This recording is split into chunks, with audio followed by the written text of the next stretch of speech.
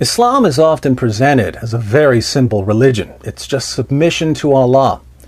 But if you dig a little deeper, you find out in the Quran, Surah 4, verse 65, that submission to Allah requires complete obedience to all of Muhammad's decisions.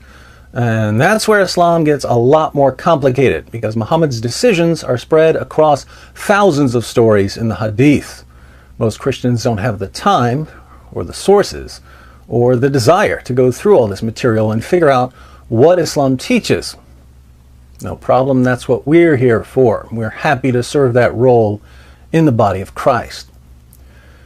But we should all keep in mind that there are more than 1.6 billion Muslims in the world, and that Islam places a strong emphasis on preaching and winning converts. Chances are we're not going to be there when your Muslim friends preach Islam to you, or when your children go off to college and hear about how wonderful Islam is, not only from their Muslim friends, but also from their professors. It seems then that Christians in general need to know something about Islam. Rather than throw everything at you at once, I'm going to give you 3 simple verses. Now, I would love to see Christians around the world learn maybe a dozen or so Quran verses that I think are very important. But if I were to narrow down the list to just 3 verses, these would be the 3.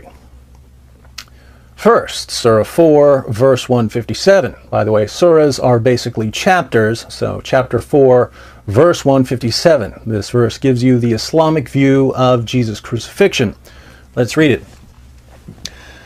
They said in boast, they here are the Jews, they said in boast, we killed Christ Jesus, the son of Mary, the messenger of Allah. But they killed him not, nor crucified him, but so it was made to appear to them.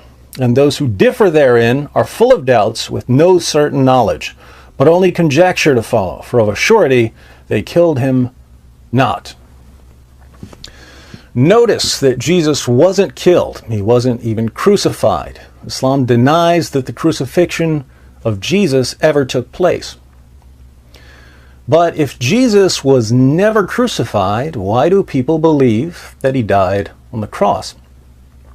The Islamic view is that Allah miraculously disguised someone to make him look like Jesus, and it was this other person who was crucified, not Jesus. The reason you believe that Jesus died, according to Islam, is that Allah did an excellent job tricking everyone. It's interesting to ponder the theological depths false prophets will go to in order to deny what Jesus did for us. Second, Surah 5, verse 47. Muslims often claim that the Bible has been corrupted, but there are plenty of verses in the Quran which show that if the Bible has been corrupted, Allah certainly doesn't know anything about it. 547 is one of these verses. In 547, Allah commands Christians to judge by the gospel. He says, let the people of the gospel judge by what Allah hath revealed therein. If any do fail to judge by the light of what Allah hath revealed, they are no better than those who rebel. Allah commands us to judge by the gospel, and he says that we're rebels if we don't. Clearly, we can only judge by the gospel if we actually have the gospel. So the Quran assumes that we have reliable scriptures. Of course, if we obey Allah and we judge by the gospel, we have to judge that Islam is false, because Islam contradicts the gospel. The gospel says that Jesus died on the cross. The Quran, Surah 4, verse 157, says that he didn't. The Quran tells us to judge by the gospel. Therefore, if we listen to the Quran, we have to reject the Quran. Third, Surah 9, verse 29. If you've never understood why Christians and other religious minorities are so horribly mistreated in places like Iraq and Egypt and Pakistan, the reason for the abuse is found in the Quran.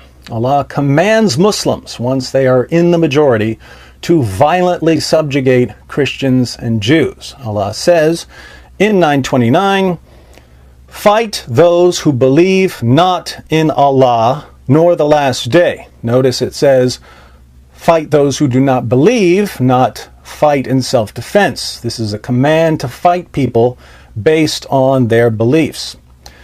Fight those who believe not in Allah nor the last day, nor hold that forbidden which hath been forbidden by Allah and his messenger, nor acknowledge the religion of truth, from among the people of the book. People of the book are Jews and Christians, until they pay the jizya with willing submission and feel themselves subdued.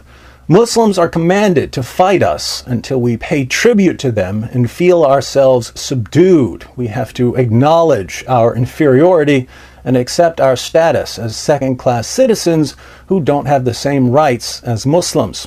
This command has probably led to more oppression than any other command in history. If you watch my videos, you might already be familiar with these 3 verses, but I would encourage you to pass this video on to your friends. Islam's most powerful asset in the West, with the possible exception of political correctness, is ignorance.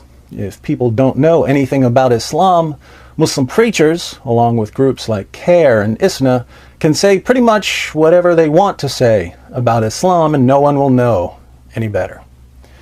But if certain facts about Islam become common knowledge, our discussions with our Muslim friends will be much more productive.